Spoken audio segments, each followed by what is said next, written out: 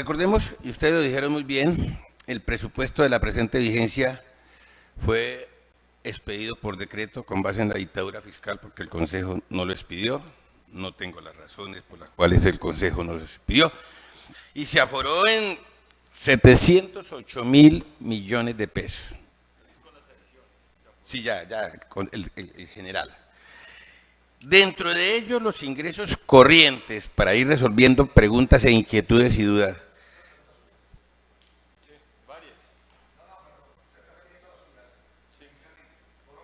No, es que estoy respondiendo en términos generales y luego puntualmente. Primero a la inquietud. Los ingresos corrientes del presupuesto de esta vigencia son 429.000 millones de pesos. Y de esos ingresos corrientes, a 30 de septiembre se han recaudado 320.000 millones de pesos. 320.000. Dice la norma, para ir resolviendo las preguntas, doctor Johan, del decreto 687, 15% de los ingresos corrientes y el 15% de los 429.000 millones son 64.000 millones de pesos en los cuales me podía endeudar. Entonces tengo, porque ese es el requisito para los créditos de tesorería, tener capacidad de endeudamiento a pesar de que no afecta el endeudamiento, no se ingresan al presupuesto. Yo quiero de una vez dejar las rentas, y tengo que reconocerlo, se han comportado bien. Nos quedan como reto para recaudar en los últimos 3 meses una cuantía de 108.000 millones de pesos. Y estamos recaudando más o menos 52.000, 54.000 millones de pesos. Quiere decir que vamos a cumplir con la meta de recaudo. Entiéndase que, por favor, cuando yo hablo de ingresos corrientes, tienen que ser las rentas propias, predial, industria y comercio, que si quiere se los desagrego de una vez. No, con mucho gusto. Aquí los que mandan son ustedes. Yo estoy obligado a hacer la respuesta que ustedes se merecen. Vamos, por eso, el impuesto predial se aforaron en 46.000 millones de pesos y se habían recaudado a 30 de septiembre 37.000 millones de pesos. Nos faltan por recaudar 8.000 millones de pesos de impuesto predial. ¿Cómo? Estamos recaudando más o menos 2.000 millones al año, pero si profundizamos en la jurisdicción coactiva, de esos 47 que son puros grandes, a los que tenemos encartados ahí, podemos llegar a los acuerdos de pago y cumplir la meta, no hay problema. El impuesto a la sobretasa a la gasolina viene full. Y ahora, gracias al doctor Petro, por el que votamos nosotros, doctora, se subió el precio de la gasolina y automáticamente se va a subir el impuesto a la gasolina y a las entidades. El impuesto de industria y comercio, teníamos presupuestados 57.000 millones de pesos y hemos recaudado a 30 de septiembre 54.000 millones de pesos.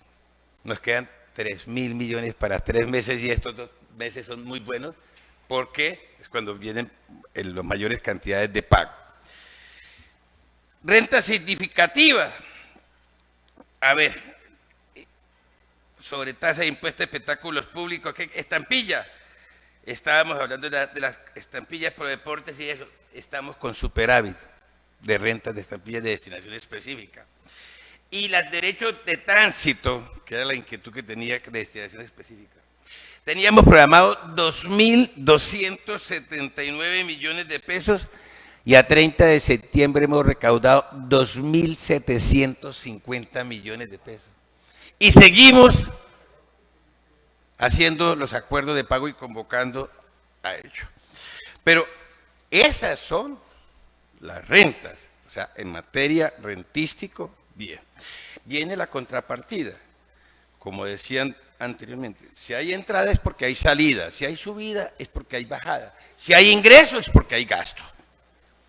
Y entonces, en materia de gastos, que es la base de este debate, de qué fue lo que recibí. Resulta que teníamos el mismo monto de presupuesto. Y mírense que se ha gastado a 30 de septiembre. Gastos de funcionamiento se tenían apropiados 104.000 millones de pesos. Entiéndese por gastos de funcionamiento, servicios personales y gastos generales. Y a 30 de septiembre se habían gastado 68.000 millones de pesos y queda un saldo de 34.000 para gastar en los últimos 3 meses. Gasto de funcionamiento, entiéndase personería, contraloría, consejo y administración central. Gasto de inversión, honorables concejales, teníamos presupuestados 590.000 millones de pesos y a 30 de septiembre habíamos gastado, ¿sí?, 358.000 millones de pesos y nos quedaba un saldo de 196.000 millones de pesos para el resto. Servicio de la deuda, se habían estimado 15.000 millones de pesos y se bajó, por eso ustedes expidieron el acuerdo del traslado de un saldo de 4.000 que han sobrado y con los cuales se va a pagar el reajuste, funcionamiento, sí. Claro. Porque las certificaciones de los bancos nos decían que no teníamos eso. No, porque no necesitábamos sino como 6.000, 8.000, no más. Entonces acá está la ejecución también de deuda. Este gobierno recibió la deuda y tenemos una deuda. Doctor Casagua y señores aspirantes, quienes pretenden ostentar la dignidad de alcaldes. La deuda total del municipio es 78.000 millones de pesos. De deudas anteriores, de gobiernos anteriores, 28.000 millones de pesos. Y la hemos venido pagando, y la seguimos pagando, estamos pagándola puntualmente. Y el crédito de los 60.000 millones, que yo creo que va a ser la oportunidad cuando tengamos la otra citación para explicar los desembolsos y los pagos, cuándo se va a pagar, y las tasas de interés.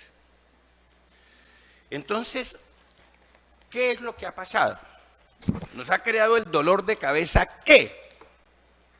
La presión de tesorería, que como se actuó con presupuesto, entonces se hizo el volumen de contratación los 3 primeros meses. Y ese volumen de contratación, ¿qué hizo? Presionó la caja. Y ustedes saben mejor que yo que los ingresos corrientes de libre destinación, que son, entre otros, industria y comercio y predial, tienen un 65%, ¿para qué? Para gastos de funcionamiento. ¿Cómo? Hasta el 65%. No, tranquilo. De una vez le voy a resolver la inquietud del honorable concejal. El municipio no se descategorizó para el año entrante, doctor Casagua. Tampoco se va a descategorizar.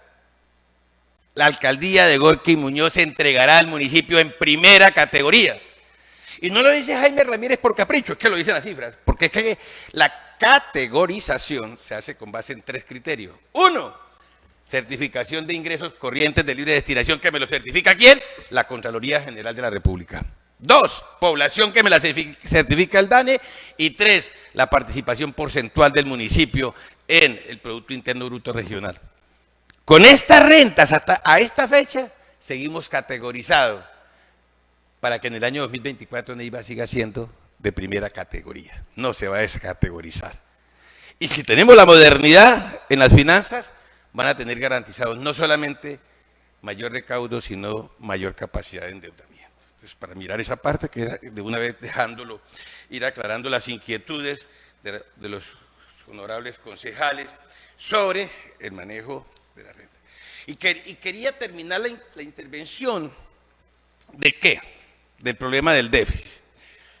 Cuando uno hace análisis económico tiene que tener cuidado con los tipos de déficit, porque hay un déficit que se llama el déficit presupuestal, el otro que se llama el déficit fiscal, el tercero que es el déficit de tesorería y el cuarto que es el déficit de operaciones efectivas, que es el que uno utiliza cuando hace análisis económico.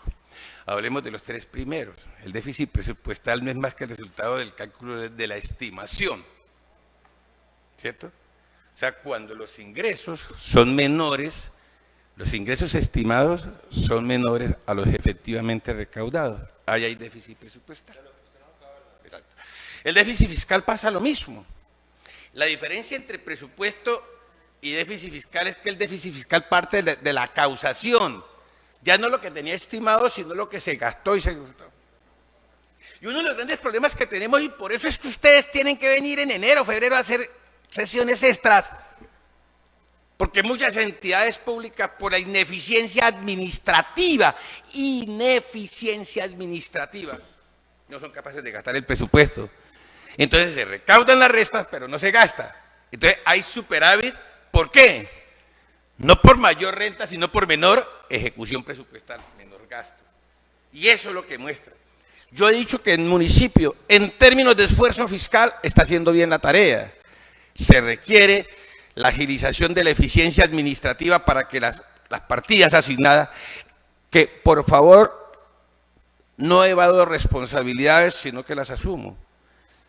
El secretario de Hacienda no es ordenador del gasto. Yo no ordeno los gastos. Son las diferentes dependencias que ordenan los gastos. Ellos son los ejecutores. Yo sencillamente, ¿qué hago? Registro y expido los CDP, pero el compromiso y la ejecución y el manejo está en la oficina de contratación y las diferentes secretarías que presentaron los proyectos y que forman parte del plan de desarrollo. Entonces, para que vayamos, pídanme el resultado. Cuando yo llego y encuentro la tronera de las deudas, los 30.000, que hay algunas personas, yo no sé por qué, le han puesto más de lo normal a este proceso. Es que este es un crédito de tesorería, primero que no forma parte del presupuesto, que la única condición, doctor Johanesti, para yo poderlo contratar de conformidad con el 687, es que no supere el 15%. Le estoy demostrando que tengo 62.000 millones de pesos para haber contratado en créditos de tesorería. Y solamente vamos. Pero no se ingresan al presupuesto. O sea, que no me afecta para nada. Es un problema que, como lo dice la norma, de iliquidez. Hay problemas porque nos desbordamos en el gasto, digámoslo con sinceridad. Y ese desbordamiento en el gasto nos causó la iliquidez. Y aquí que había que discutir, y me gustaría oír opiniones adversas sobre el manejo macroeconómico, doctora Lourdes, versus la dignidad de la persona. ¿Yo qué prefiero? ¿Pagar DTF más 2 puntos en un crédito de tesorería o permitir que los contratistas sigan vendiendo las cuentas con un 12%? Perdóneme, no sé, escúcheme, si usted me pregunta desde el 1 de septiembre si se han autorizado gastos, yo no he autorizado gastos, no he dado CDP. Estamos en una política de austeridad y en una política de cierre para que al terminar la vigencia podamos decir eso.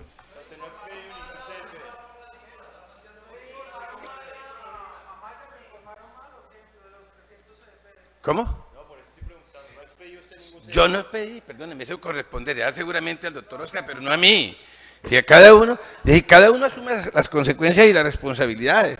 Entonces, a mí me preguntan, el único CDP, y lo digo con toda transparencia y la responsabilidad no solamente ante ustedes, sino ante la opinión pública, fue el CDP de los 300 millones para pagar la energía a los colegios dentro de la misma educación, y pagamos con 300 y firmé el acuerdo de pago por 1.100 millones de pesos para...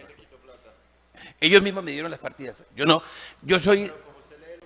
Sí, perdóneme, pues había una plata que venía para modernización y sistematización en educación, que se podía esperar. Porque es que ese era otro problema que tengo, doctora Maya y honorables concejales. Como no se maneja el pato, entonces acá se me causa, señor Contralor, los problemas de los benditos dolores de cabeza con la Contraloría que se llaman las famosas reservas.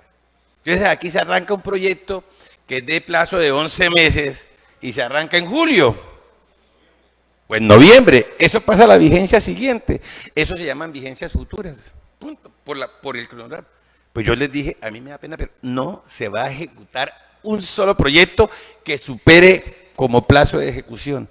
Para eso está planeación, para que planeación, cuando me expida el certificado de viabilidad de los proyectos, doctor Johan, y usted lo sabe muy bien, el certificado de viabilidad debe contener 2 elementos: el presupuesto y el plazo. Con base en el presupuesto yo expido el CDP y con base en el plazo sabemos si estamos dentro de la anualidad o violentamos el principio de anualidad y tenemos que venir a donde ustedes para que nos autoricen las vigencias futuras.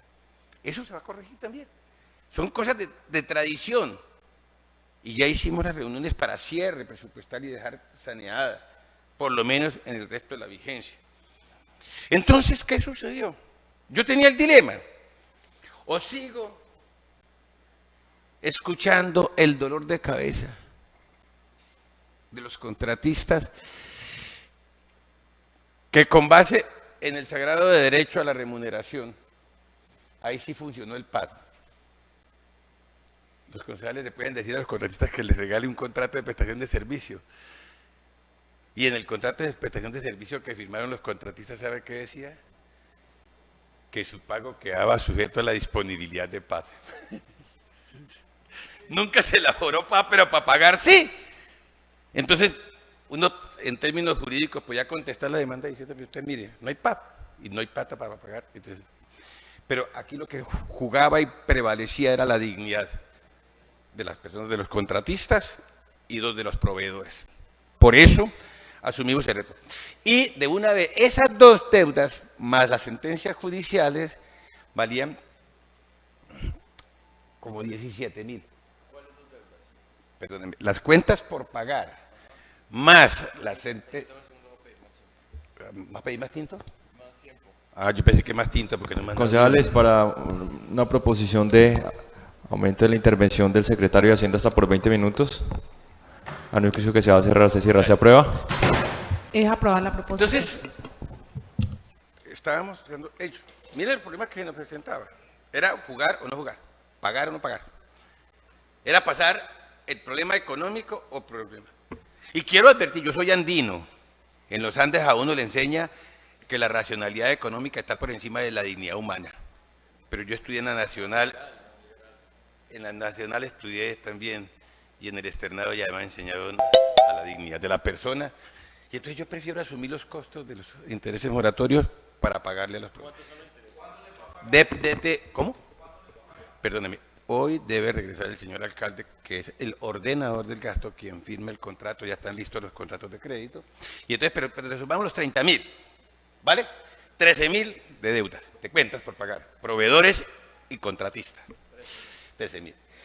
4.000 para la inquietud del doctor Johan, que hay que pagarle al Banco de Bogotá, que es el que nos presta los 20. Como le estamos debiendo 4 del crédito anterior, yo no puedo contratar mi nuevo crédito hasta que no esté al día. Entonces, ya asúmele 4 ahí también a ese. ¿Sí? Vamos por parte. ¿Sí? 17. Y me quedan 3.000 para pagar una sentencia judicial. Una. ¿Cuál? Pues la que viene allá o de la Universidad Libre, o de la Nacional, o la de Mercaneiva. Cualquiera de las tres. Entre todas esas valen eso, que la otra parte de la sentencia viene en la adición presupuestal. Como también viene en la adición presupuestal el pago de las cesantías de los funcionarios. Que si quieren miramos también en su oportunidad los ponentes de la adición, van 20. Dijo usted, y me lo recalcó el doctor Johan, 9.000 millones que se gastaron. Sí, eso, ya querían oír. Sí, se gastaron en agosto porque ustedes citaban al secretario permanentemente y les pedía que pagaran las cuentas.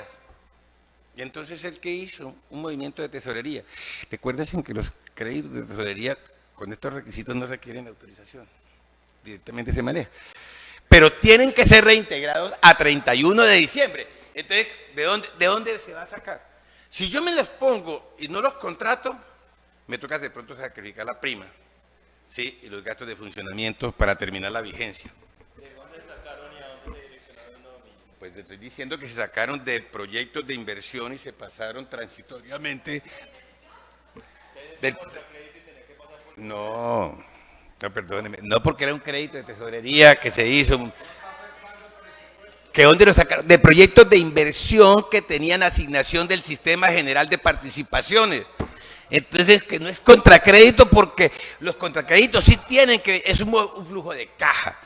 Y el decreto 955 le permite a la tesorera hacer todos esos movimientos, claro, bajo la Dirección General de Hacienda. ¿Lo sacaron de inversión?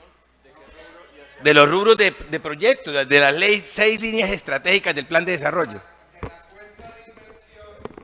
Sí. Cuenta bancaria, no presupuestal. Lo pasaron allá. Y entonces eso hay que reiterarlo a 31 de diciembre. ¿Sí? Ese crédito que es de los 10.000 es el que va con el Banco de Occidente que se tramita a través de Bogotá. ¿Sí? Pero además, no se han gastado. Fue lo que se usaron para pagar las cuentas del mes de agosto. ¿Sí? Pero sí, pero en saldos de liquidez, pero los proyectos tienen el reembolso y el reintegro, y esos proyectos no se van a ejecutar ahora. ¿Por qué? Por el principio de anualidad presupuestal pasaríamos a otra vigencia. Por eso esos 10.000 vamos a esperar que se nos demore en el desembolso. ¿Hasta cuándo? Cuando se haga el proceso contractual para... Respóndame clarito y despacito. ¿De dónde sacaron los 10.000 y a qué los gastaron?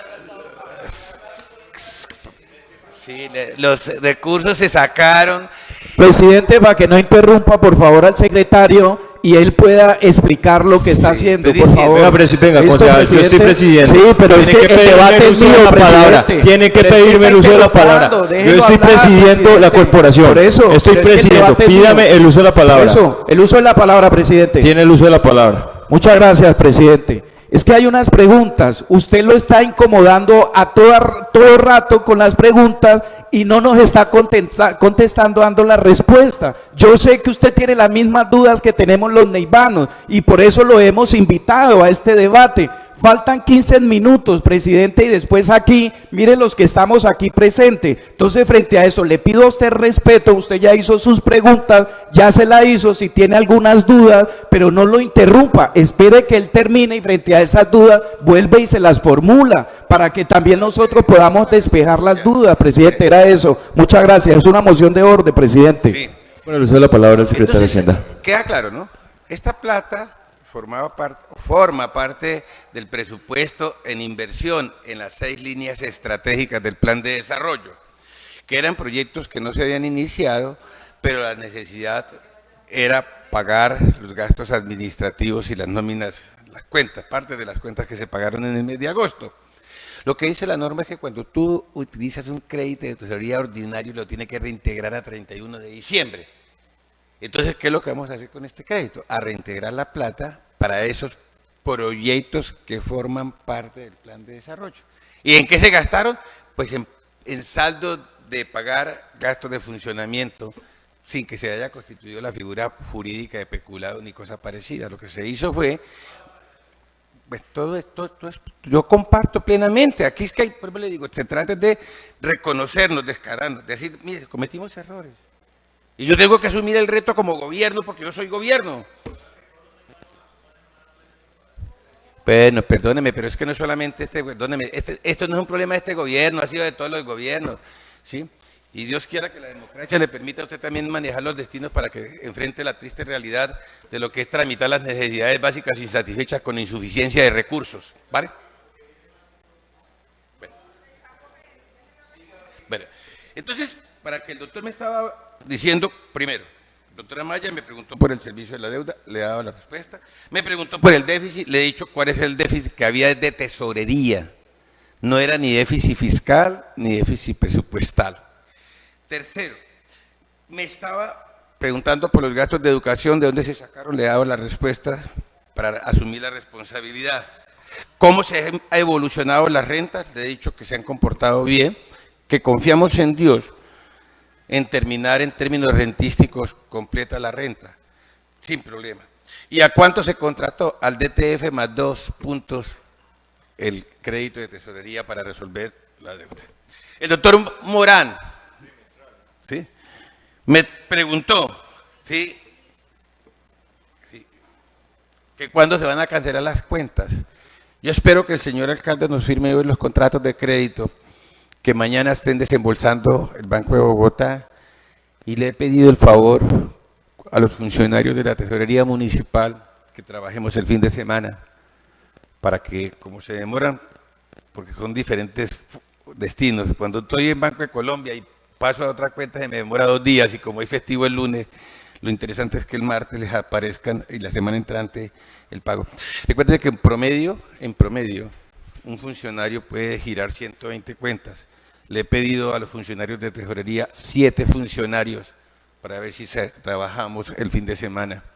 Una vez, abonando, porque es un problema de abono y que aparezca reflejado, pero para que la semana entrante podamos tener resuelto eso.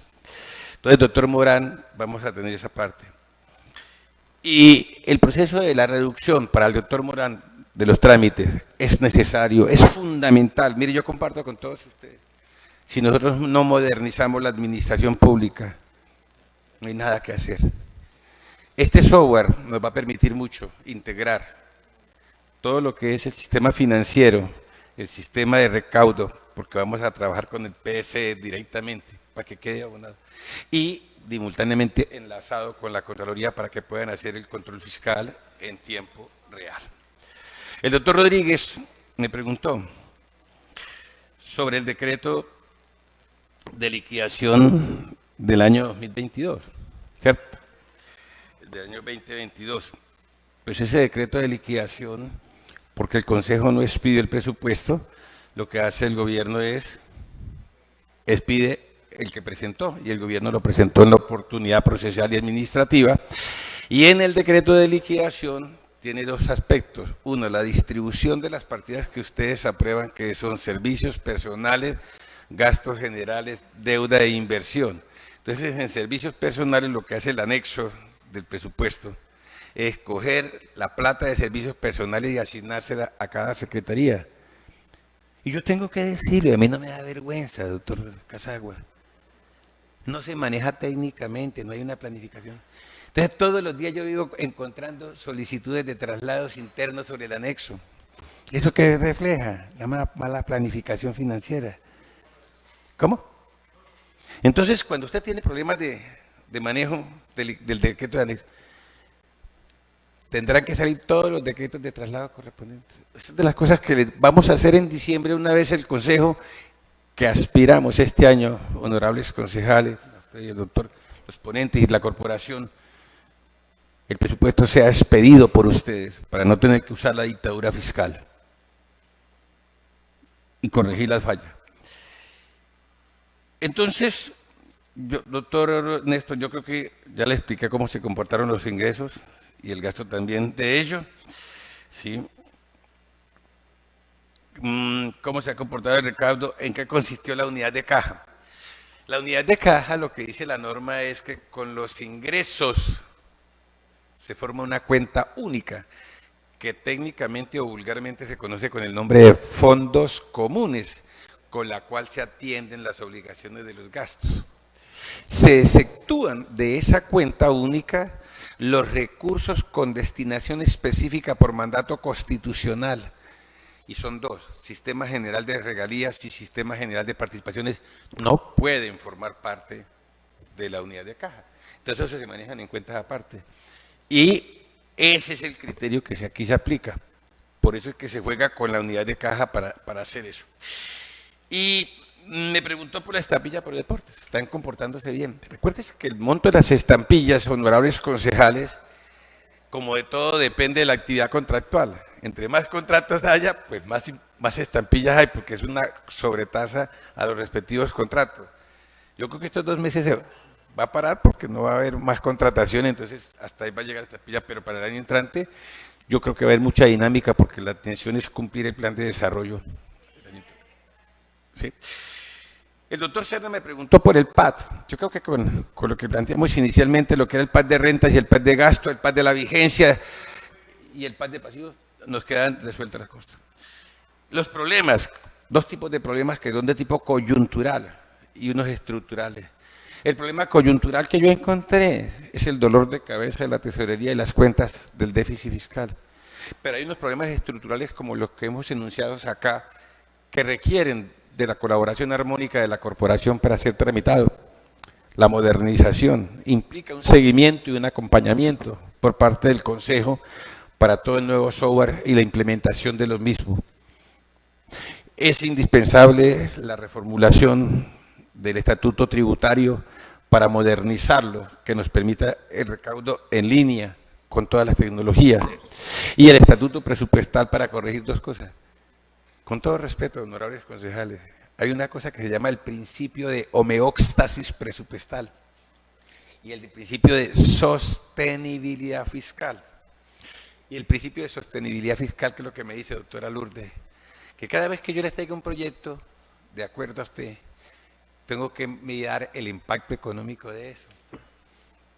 Y en la norma del estatuto presupuestal no está ese principio, o sea que hay que ingresarlo para forzarlo, no a mí, a los futuros secretarios de Hacienda de las próximas administraciones a que le puedan responder con él. Cada vez que me traigan un proyecto, ¿cuál es el impacto económico? ¿De dónde? ¿Cómo se va a afectar? Y eso no están allí. Y otras cosas pequeñitas que se pueden corregir concertadamente, y ustedes, los que manejan en la Comisión de Presupuesto, habrán visto los problemas que se me cuentan. El impacto del crédito sobre la tesorería. Ya hemos dicho que no pasa absolutamente nada, ni en términos presupuestal, ni en términos fiscales, los créditos de tesorería. El otro, que es, como muy bien lo decía el honorable concejal Serna, son aquellos endeudamientos, como el proyecto de endeudamiento. No me van a regañar todavía, el de los 40.000. Ese sí tiene que venir acá. Ya me imagino que ¿sí? Y va a venir la semana entrante, doctor Casagua. De una vez. Asumimos el reto. Ya llegó la calificación de riesgo, que fue una de las razones por las cuales se devolvió el proyecto. Ya llegó. Punto. Y entonces, si queremos pelear, pues citamos a la calificadora de riesgo para que diga por qué se evaluó la pelear son problemas. Con toda la argumentación, con todas las certificaciones correspondientes, vamos a ponerle la cara la semana entrante a la máxima corporación administrativa llamada Consejo para que tomen la decisión de aprobar o improbar, porque ya esa es una decisión eminentemente política. Yo, como gobierno, y en nombre de la administración de Gorky Muñoz, cumplo con la función de presentar el proyecto con todos los soportes legales, técnicos y económicos que permitan mostrar la bondad del mismo. Pero como quedamos en manos de una corporación política, y en política se vota es con base en la racionalidad política. Entonces hay personas que pueden ser amigos del gobierno, pero que no les gusta el proyecto y lo votarán en contra. Y si el proyecto se ahoga, pues se ahogó el proyecto. Y se dejarán ejecutar los programas y proyectos estratégicos, entre otras cosas, mi querida doctora Lourdes, para resumir, problemas que no son nuestros, encerramientos. 19.000 millones de pesos del sector de educación. Vamos a terminarle la obra, iniciada por el doctor Lara, del técnico superior, que le faltan 6.000 millones de pesos. Vamos a terminar todos los encerramientos que no fueron de este gobierno, para demostrar que no tenemos incluso. Entonces, en manos de ustedes, esta semana entrante comenzaremos el debate y con absoluta tranquilidad y responsabilidad lo afrontaremos, porque el gobierno tiene la obligación, y en mi caso, la responsabilidad administrativa y política de defender un proyecto que voy a presentar. Entonces, de mí no esperen nada distinto de ello. Todo lo que sea para mejorarlo, bienvenido, ¿sí? Y la decisión final queda en manos de ustedes como corporación política. Me dijo el doctor Casagua, ya regáleme 2 minutos, porque yo quiero dejar satisfecho a todos. Yo soy economista, antes que abogado, y los economistas lo primero que buscamos es la satisfacción de los consumidores. Tienen que quedar satisfechos, porque si quedan satisfechos, se me vuelven clientes y los clientes son leales. Entonces, el doctor Casagua me preguntó por la calificadora de riesgo. Ya llegó, doctor. ¿Sí? Ya está la calificación de riesgo del municipio, que tenemos resuelto el problema de ello. Lo de 30.000 yo creo que ya ha sido bastante clara la respuesta. El problema de la Contraloría, usted nos importó, efectivamente con base en la inquietud del doctor Johan se abrió el proceso de la CIA, de hallazgo de investigación administrativo, y entonces ellos nos corrieron el pliego de cargo. La semana pasada nosotros lo respondimos. Yo no quiero abrogarme una competencia que no es mía, pero es que dentro de la información de la rendición de la respuesta hay informaciones de tipo estrictamente personales que no pueden ser conocidas, que forman parte de la habeas data que yo tengo que guardar. Entonces, como los bancos me certifican, son las cuentas y todo, y los saldos, entonces es posible. Como yo les dije aquí, ¿cuánto me deben? 47.000 millones, e inicia, pero yo no le nombraba a ninguno de los deudores. Pero entonces hay unas cosas que las tiene que manejar con la responsabilidad del empresarial. Y en el empalme que encontré ya le estoy mostrando descarnadamente la triste realidad. Doctora Lourdes, que no le cuadraban las cuentas de los 13 con los 12, ya le expliqué qué eran los 13 y los 12. Pues sí, no, pero es que hay 12.000 que están registrados acá, pero es que cuando me habla de los 13 correspondió a una certificación como del 9 de septiembre, ¿sí? O sea, y hoy me pregunta y yo ya debo menos, porque estamos pagando todavía. ¿Cuánto se necesita? Ya le expliqué la distribución de los 30.000 en qué se van a gastar, para que tengamos el informe de la Contraloría sobre el sector de educación. Yo creo que nos queda claro el manejo del sector. Y vuelvo y le repito, este gobierno asume el reto por la negociación colectiva, que no podíamos dejar por fuera a los empleados de la Secretaría, porque eran de orden nacional, de los beneficios colectivos, y además se negoció así, y hay que responderle también a ellos, con base en el principio de igualdad. Entonces se hizo esa parte de allí. Y la desertificación, yo creo que ya... Yo sí he peleado y yo le digo es que tenemos que negociar muy duro, muy duro. Y yo le invoco a la solidaridad, doctora Lourdes, y a ustedes. Yo soy un maestro, yo soy un educador, 42 años de profesor. ¿Cómo no voy a querer la educación? Pero también me gusta la responsabilidad. Y a mí me enseñó mi mamá y mi papá que la plata del trago no se puede gastar en comida. La plata del trago es sagrada, dice el borracho. Entonces, honorables concejales, yo no me veo con superávit. Y el doctor Tamayo me hizo las dos inquietudes sobre las instituciones educativas. Ya le expliqué que se debían 25 meses, pero por el problema es que como la nación nos manda 4.000 millones, la celaduría vale 7.000 millones, la energía vale 2.000 millones, ¿sí? Y todo el gasto, el resto de gastos, y no tenemos, entonces nos toca pagar con recursos propios y ahí nos toca el esfuerzo, ¿sí? Y el fundamento del crédito, ya lo explicamos, los 30.000 en que se van a gastar, y finalmente el doctor Parada me preguntaba por la ley 617, honorables concejales, en manos de la confianza que me ha depositado el señor alcalde para dirigir la hacienda pública, tengan la absoluta seguridad que no voy a pasar por encima de la ley. Y les puedo garantizar con la tranquilidad de mi vida y como un reto profesional, doctora Maya, que usted me lo hizo el día de la instalación, se acabó la academia, ahora viene la praxis. Dejó de ser el profesor y ahora soy el secretario. El reto, y asumí el reto de generar unas finanzas públicas saneadas y superávit. No sé quién vaya a ser el próximo dignatario de los neivanos. Lo que sí yo le puedo garantizar a ustedes el año entrante es que para esta época, cuando estemos tramitando el presupuesto, vamos a presentar uno de los elementos de la exposición de motivos del presupuesto, que es el nivel de ejecución del plan de desarrollo y el nivel de compromiso y el cálculo de las rentas. Responderemos por unas rentas saneadas por el bien de Neiva.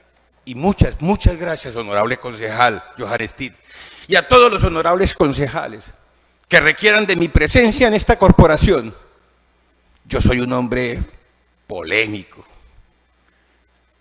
No le tengo temor a la controversia en el marco del respeto y la dignidad. Reconozco la diferencia, que es lo que me caracteriza para ser tolerante. Y estaré cada vez que ustedes lo requieran, no solamente aquí, sino cuando requieran la presencia de ustedes en la Secretaría, que por encima de las personas que vayan a pedir atención al público, los honorables concejales entiendan que representan la legitimidad de la institución.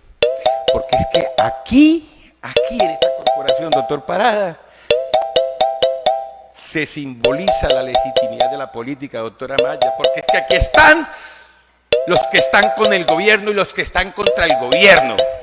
Allá en la alcaldía están los que están con el gobierno.